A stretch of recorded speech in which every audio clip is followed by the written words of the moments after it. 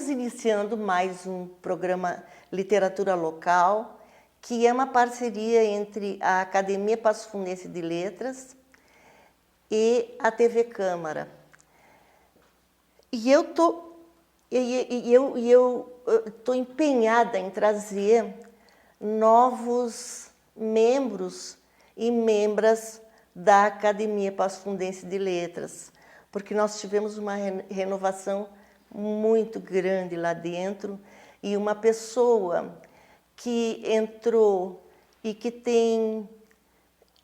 é jovem e tem todo aquele ímpeto e tem toda aquela tecnologia, é youtuber, é influencer.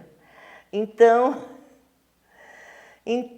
eu posso dizer que a Luciana Marinho Albrecht é uma influenciadora literária. Por isso que eu tenho tanto orgulho de trazer, além de escrever lindamente, eu tenho muito orgulho de apresentar para vocês a Luciana Marinho Albrecht. Tudo bem, Luciana? Olá, Sueli. Obrigada novamente pelo convite, né? Mais uma vez aqui na TV Câmara. Muito feliz de estar aqui contigo e obrigada por essa apresentação generosa. Não é generosa coisa nenhuma, porque aqui tem muito mais coisas que você faz, né?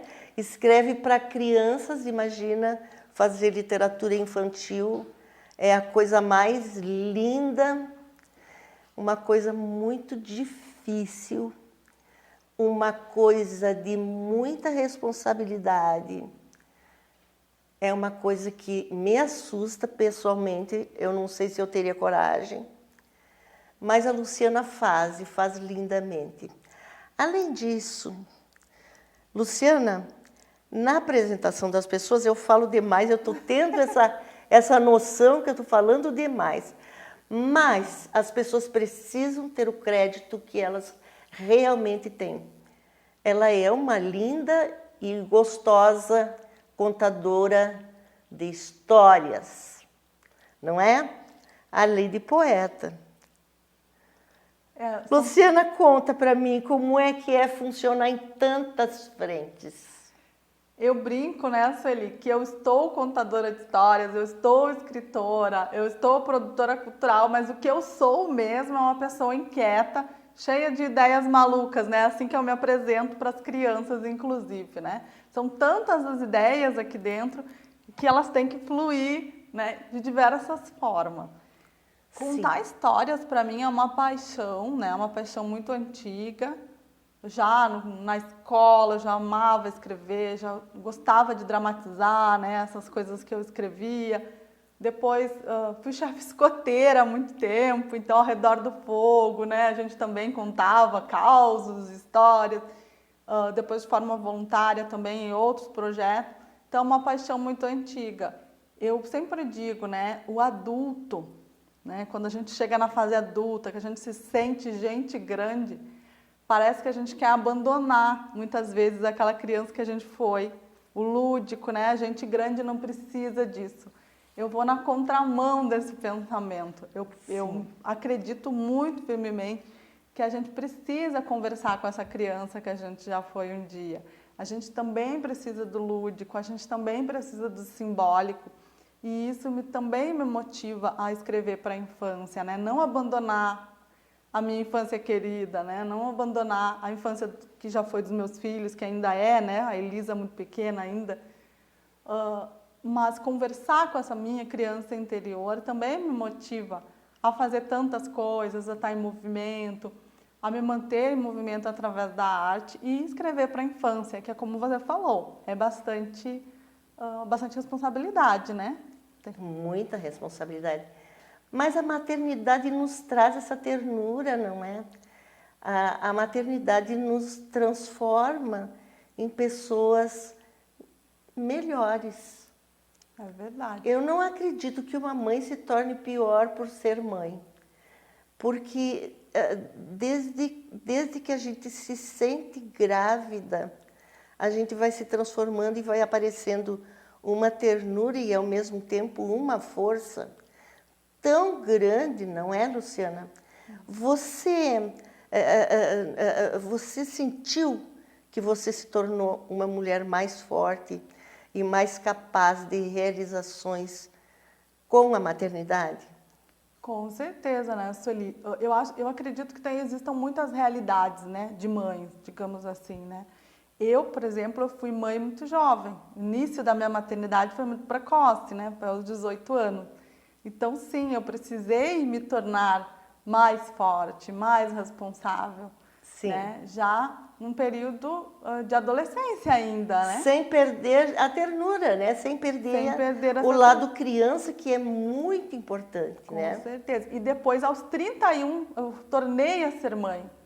Então, fases muito diferentes, né, da vida. Muito, são duas mães. Precisei reconectar novamente, né, com o lúdico. Meu filho entrando numa fase adolescente e vindo um bebê aí, né? Então, com certeza, a gente se transforma. E a literatura infantil surgiu na minha vida, assim, como um projeto de vida com a maternidade também, né? Coincidiu com a maternidade. Vamos mostrar os teus livros? Vamos. Tá saindo um novo? Tá, esse ano tem livro novo, já vou falar um pouquinho dele, vou te falar o nome do livro, e dar um pouquinho, como se diz por aí, né, um spoiler dos personagens aí pra você. Então, qual é o primeiro? A Estrela Pequenina foi escrita para o meu primeiro filho. Essa história ela foi primeiro contada de forma oral pro Victor, meu filho mais velho. Ele gostava muito de histórias, mas sempre tinha que ser uma história diferente. Toda noite tinha que ser uma história diferente. Acabou os livros lá em casa, não tinha mais condições, né? Eu comecei a inventar as histórias para ele. Sempre gostei de escrever, sempre gostei de inventar contos, né?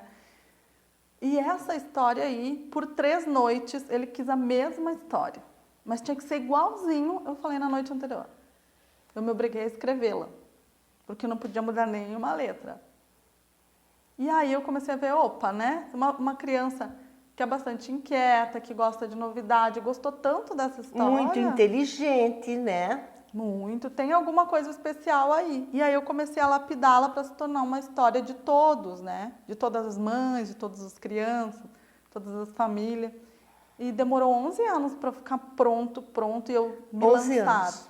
anos. Olha só o tamanho da responsabilidade que você tem, Luciana. Porque eu tenho certeza que os requisitos de um livro infantil, eles não são rígidos, mas eles são determinados, né?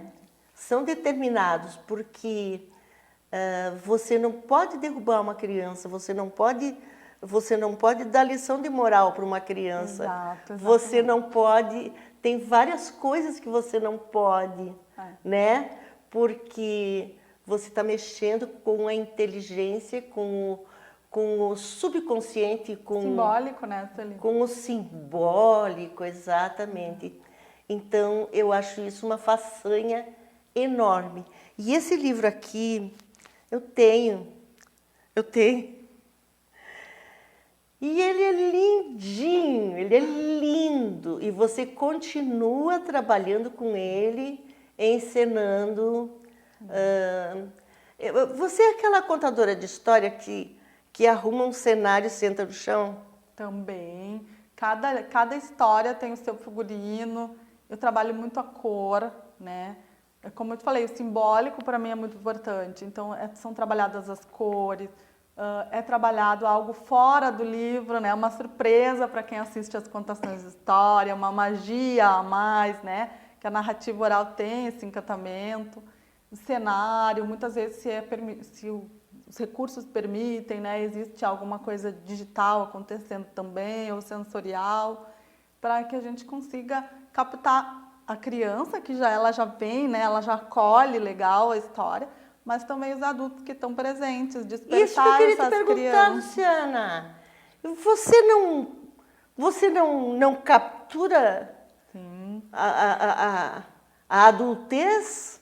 Sim. A ideia é tirar um pouquinho da adultez. Deixa sou sério, né? nem no conto, na história do Pequeno Príncipe, que tinha aquele homem que ele era um homem sério, ele era um homem sério, ele era um homem sério. Deixa o homem sério, a mulher séria de lado um pouquinho, vem cair no encantamento, né? Então, também a proposta é essa, para que você saia mais conectado com as crianças que te rodeiam, da contação de história. Isso desenvolve uma sensibilidade diferente, até para depois chegar em casa e lidar com essa criança que estava ali junto. Tu não acha? Com certeza, né?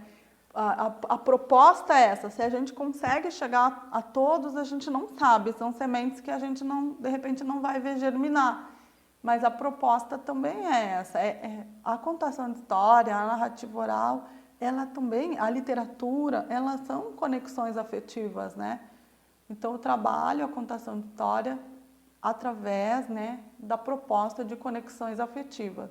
Contar a história da tua vida, tu pode contar para os teus filhos, para os teus netos, né? Em vez de você dar um sermão, de você catequizar, entre aspas, né? Você contando, narrando a história da tua vida, da tua infância, muitas vezes esquecida, tá criando conexões de afeto com aquela criança.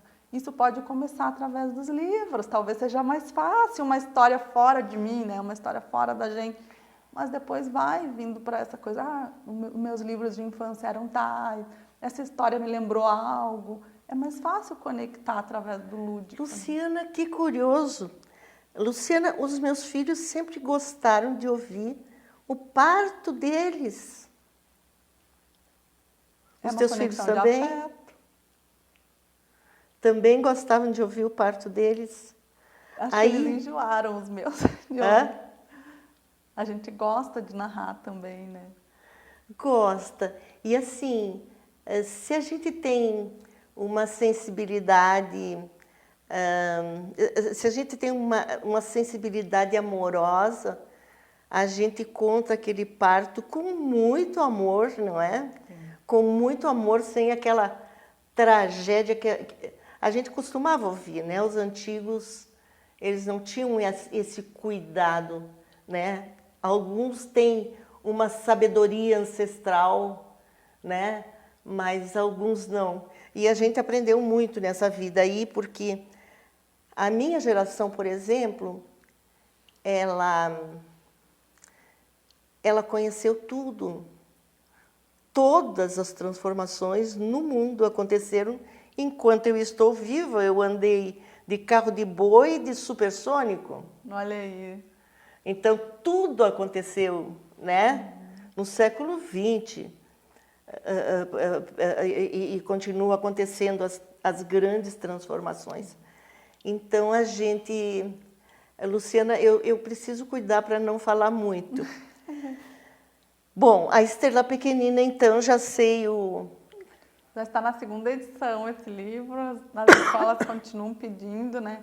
Ele foi todo também assim voltado ao público que ainda não está alfabetizado ou está no primeiro letramento, né? Então, o projeto todo do livro, o ilustrador, o Giovanni Rodrigues também cuidou muito disso, que a imagem conte também a história, não somente o texto.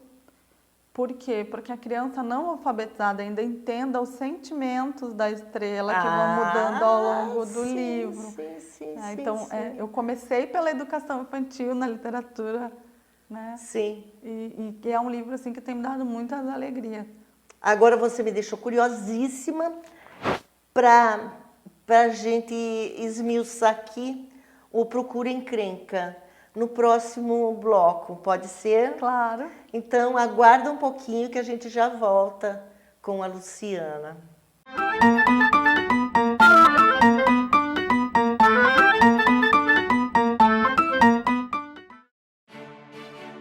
A Câmara de Vereadores é a Casa do Povo. Aqui são criados, votados e aprovados os projetos de lei que definem o rumo e o futuro do nosso município. A Câmara de Vereadores também exerce a função fiscalizadora, supervisionando as ações e decisões do Poder Executivo. Faça parte das decisões. Quando a comunidade participa, a cidade cresce. E as conquistas são de todos. Câmara de Vereadores de Passo Fundo.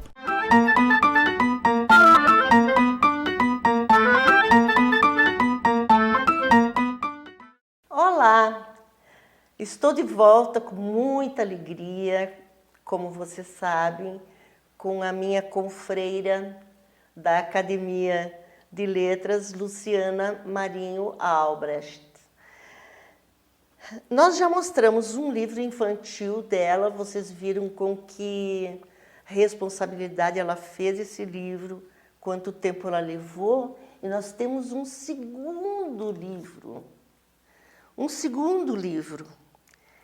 Que é um livro escrito por uma mãe também, né? Sim. Quanto tempo depois deste? Que mãe era essa? Mãe de quem que escreveu esse livro aqui? Bom, eu já estava na minha segunda maternidade, digamos assim, na segunda fase, né, da minha maternidade. Eu já tinha a Elisa, quando lancei o Procura Encrenca, e a Elisa estava, né, num momento de desenvolvimento, assim, de começar os questionamentos, de fazer as primeiras aprontadas, né, se envolver nas primeiras encrencas também, né, aquela fase dos 4 aninhos ali. A Estrela Pequenina foi lançado, né, em 2016 e o Procura Encrenca em 2019. Então, acelerei um pouquinho o processo, mas ele já tinha sido escrito antes também, né, passado por toda a lapidação, que sempre acontece com os livros, né, nunca é assim instantâneo, sempre passa por um processo. Você é exigente. Sou muito comigo Você mesmo, se cobra com todo o processo. Você se cobra muito? Como vou dizer assim, eu já consegui ao longo dos anos relaxar um pouquinho, né? Porque perfeição a gente sabe que não existe. Mas eu cobro bastante do ponto de vista de entregar para as crianças algo que respeite o intelecto delas, né? Que leve em conta que a criança já é um sujeito social, que está se relacionando com o ambiente, com significados, que está formando um ser, né, social ali. Aí então, a Elisa veio trazendo vários questionamentos. Ela é muito questionadora, minha filha, né? Ela está completando 12 anos. Então, o Procura Encrenca, assim, vai ter 2 personagens. Posso mostrar um pouquinho? Mas claro. Vai ter 2 personagens centrais, né? Que é o Danilo, né? Que é o Procura Encrenca do livro. E vai ter uma antagonista do Danilo, que é... Não vou mostrar essa cena, vou mostrar uma segunda cena, que é a Aninha.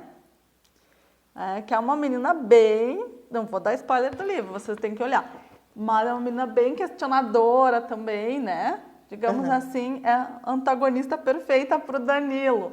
Então, tem muito dos meus filhos aí, Sim. das outras crianças que eu também convivi no trabalho de contação de história, nas escolas, né? Também tem muito de uma gama de crianças que eu fui convivendo com as suas encrencas aí dentro desse livro. Luciana, você tem uma terminologia que lembra muito uma professora. Você é uma professora? Como é que eu vou responder sim e não? É muito recente a parte de ensino para mim. Eu sou filha de professores. O meu pai, né, era professor de educação física e a minha mãe é professora de língua portuguesa. Né, porque está aposentada, mas ninguém tira o conhecimento, né? E está bem viva, bem lúcida, bem ativa, me ajuda muito também nas críticas, né, aos livros.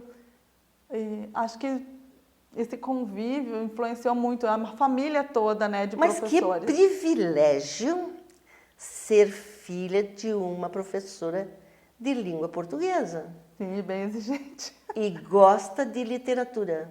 Ama. E a Elisa? A Elisa, ela gosta mais da narrativa oral. Ela já é mais preguiçosinha, assim, para a questão da leitura. Lê bem, tem um ótimo vocabulário. Mas, assim, não é aquela paixão. Ela ainda não descobriu, acredito, o livro certo, né? O meu filho Que idade ela leitor. tem? Ela está fazendo 12 anos. 12 anos. 12 anos. Tem um menino de 24 Posso sugerir? Pode, com certeza. Com essa idade, a gente dava para os nossos filhos, a gente formou uma biblioteca bem legal, assim. Eu tenho filhos que são doidos por leitura. Aventuras.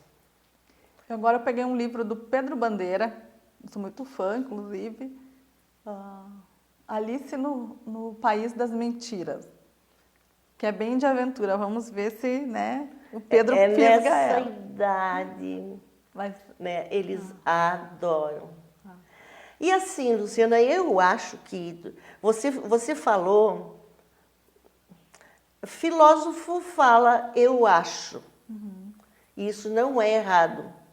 E como a minha formação é em filosofia, eu acho, eu não tenho certeza nenhuma de nada. Então eu digo eu acho sem nenhuma vergonha. Eu acho que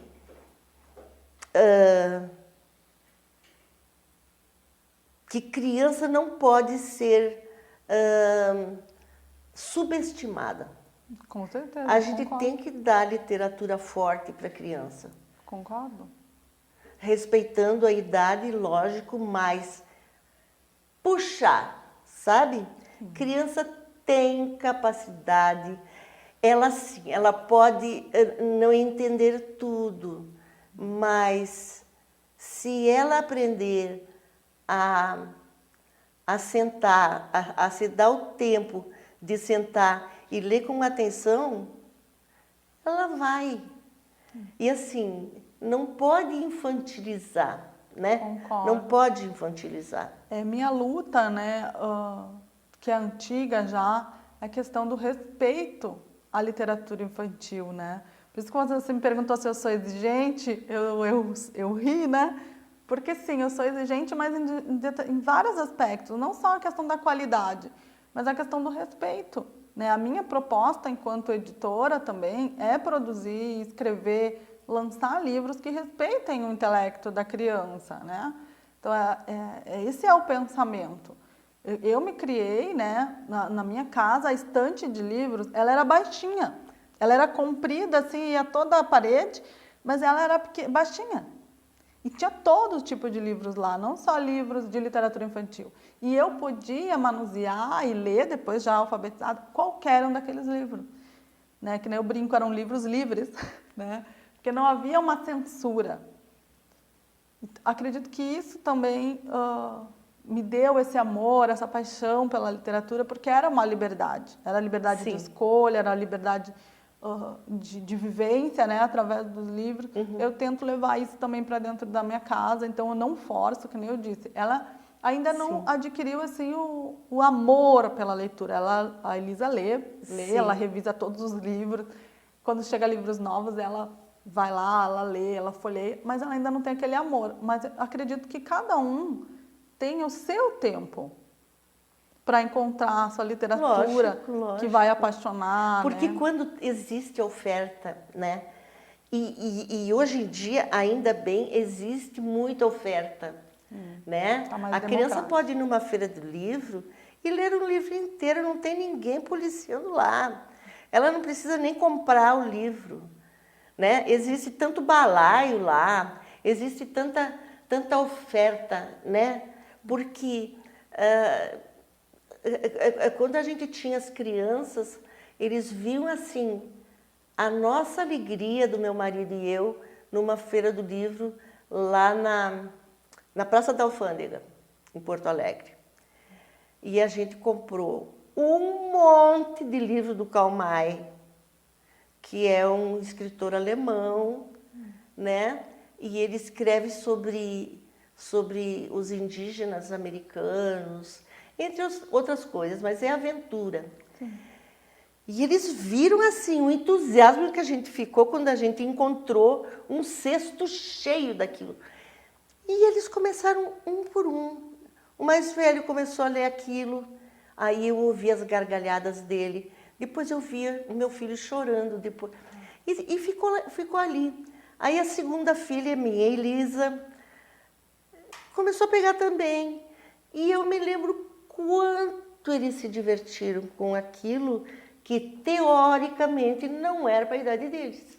Sim, tem que dar essa liberdade. Oferta, né? Oferta. E a literatura infantil também, se você no teu dia a dia tem uma narrativa de desacreditar esse tipo de literatura, de chamar o livrinho, a historinha, exato. O livrinho, a historinha, você vai com essa narrativa reduzindo a importância daquele livro. ou vai na tua própria narrativa dizendo que são bobagem, né? Como que teu filho vai pegar amor por aquilo também? Né? Se a tua narrativa desmerece o lúdico, se desmerece o mundo da fantasia, se você quer apressar a criança no desenvolvimento dela para que seja um mini adulto, né? Então você vai fechando essa porta que poderia ser uma porta de entrada, né? Para futuramente um clássico, para de repente achar o livro do pai e da mãe, como aconteceu com teus livros, e ter curiosidade de olhar ali. Sabe, Luciana, livro não cai no colo do nosso filho, né? Existe uma intermediação muito grande.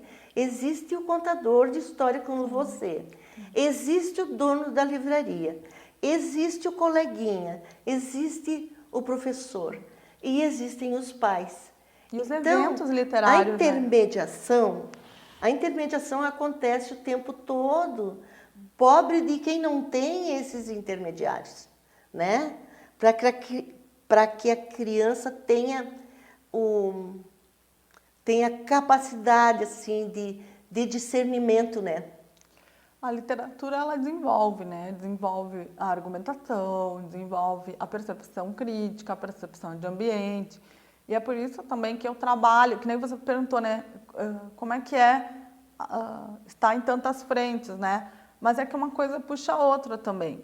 A gente tem um país que ainda não é um país leitor, né, Sueli? E a gente tem realidades sociais muito diversas e algumas bastante difíceis.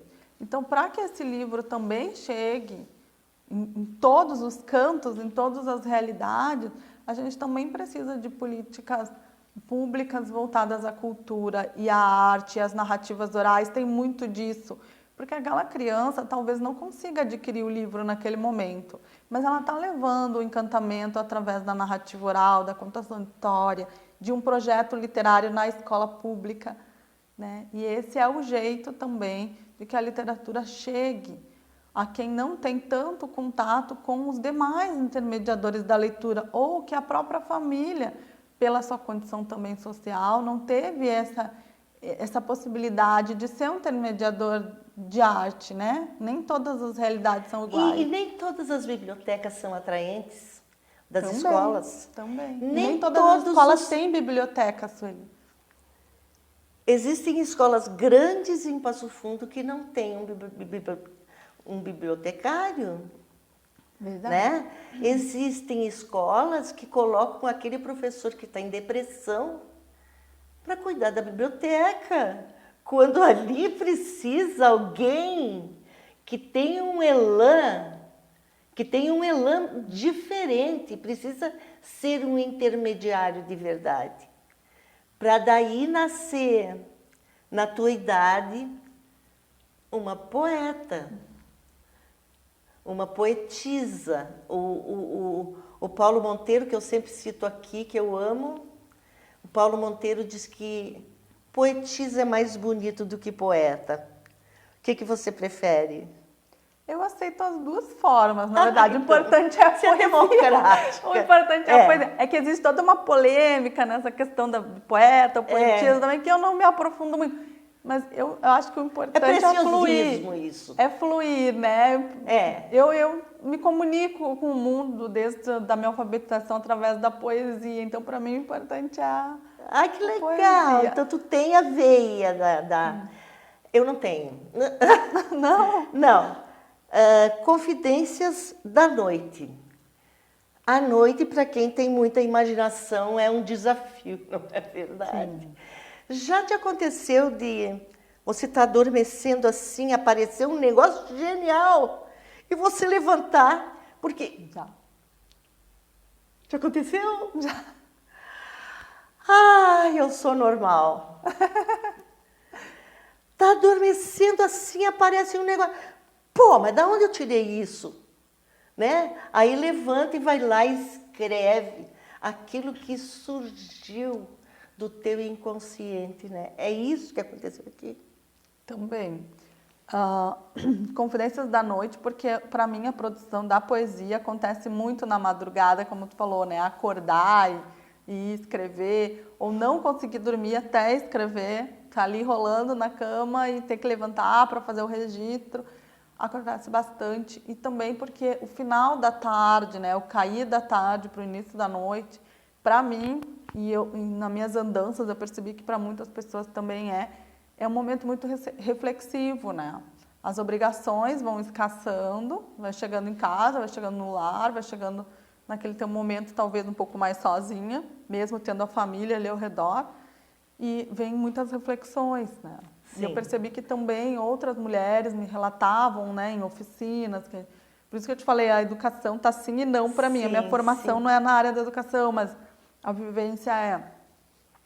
E elas me relatavam que às vezes elas precisavam a madrugada para ter aquele momento sozinha, sem filhos, Toda sem marido, sem a precisa. família, sem a mãe, que muitas mulheres cuidam, são cuidadoras também. Precisava aquele momento de madrugada para ter um momento para si, né? Para si. Luciana, nós temos que terminar. Eu agradeço demais, eu adorei o nosso programa, né? Agradeço demais, agradeço a tua alegria, a tua disponibilidade e a riqueza que você trouxe aqui para esse programa. Muito obrigada.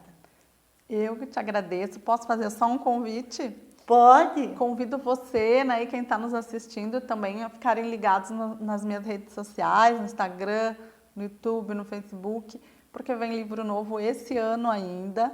É o Bandolins, né? Eu prometi te dar em primeira mão aí o nome. Tá. É um livro também para criança. Então, fica o convite, né, de você estar aí acompanhando esse lançamento, e a todos que estão nos assistindo. E te agradeço imensamente o convite, esse espaço maravilhoso que você abre hoje para mim, mas para tantos autores. Sim. E que é fantástico. Muito obrigada, Sueli. Obrigada. Obrigada a você também que ficou aí até agora. Até a semana que vem.